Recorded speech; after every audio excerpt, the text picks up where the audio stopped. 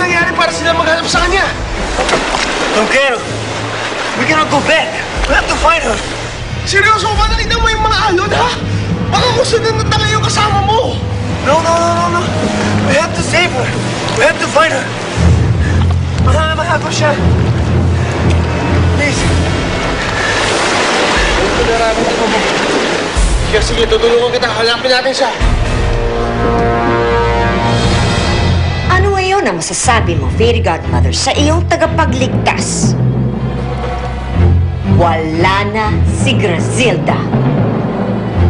Patay na siya! Hindi ako basta maniniwala na magtatagumpay ka, Fabiola. Kahit kailan, hindi mananaig ang kasamaan sa kabutihan. Nais mo ng katibayan. Pagbibigyan kita. Puntahan ninyo ang bangkay ni Grazilda. Ngayon din, bumalik kayo sa lahat ng nilalang na nagmamahal sa kanya.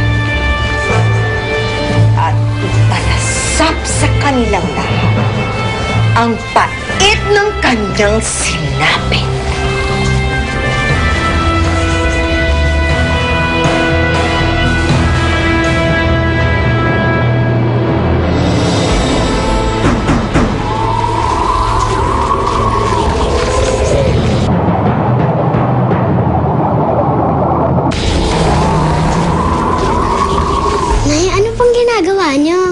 Dinidiligan ko ang halamang ito. Hindi bang sabi mo, alaga ito ni Grazilda? Nang mawala po si Ate Grazilda, napabayaan na po yung halaman. Kaya nga, alagaan natin sila muli.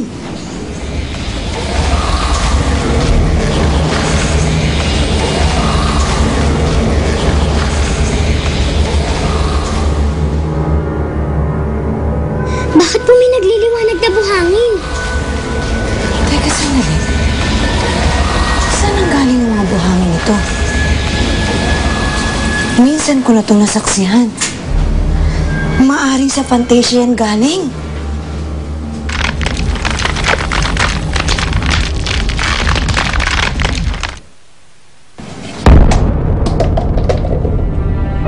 Ba't po kayo naiyak, Nay? Jik, kapag nangyayari yan sa Fantasia, ang ibig sabihin, ang nangangalaga ng halaman ay nasa bingit ng kamatayan. Si Ate Grazilda? Huwag naman sana. Huwag naman po sana.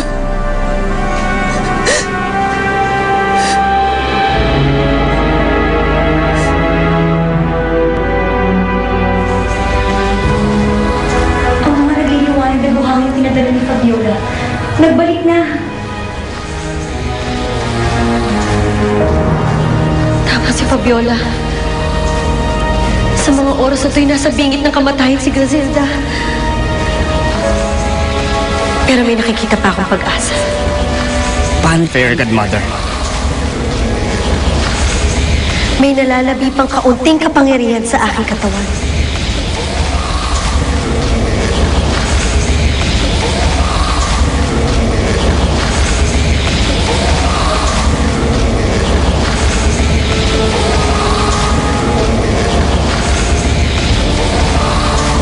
Bumalik kayo sa kinalalagyan ni Grazilda.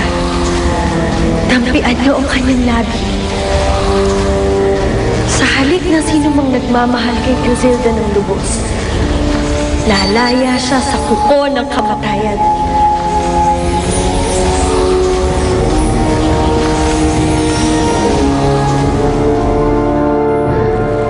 Sana makarating sila agad kay Grazilda.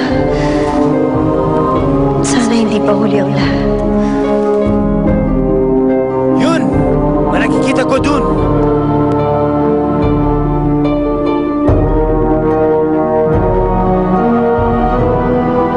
Sigurado po ba ang ibig sabihin ng mga nagliliwanag na buhangin ang dumating dito? Oo, Jik. Sapagkat nangyari na rin ito noon sa Fantasia. Namatay ang mga bulaklak at mga halaman sa buong hardin ng aking ina nang siya'y pumanaw na. Pero wala naman po tayo sa Fantasia eh. Baka po iba naman sa atin dito. Yan na lamang ang aking inaasahan na nagkamali nga ako.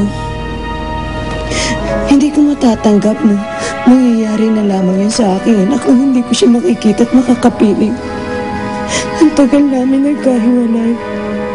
Huwag naman sanang habang buhay na hindi ko na siya makikita, Jik-Jik.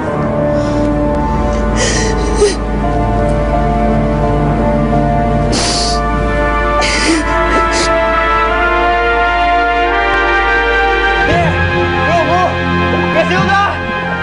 Ha? Anong sabi mo? Grasilda, my love! Hoy! Si Graciela?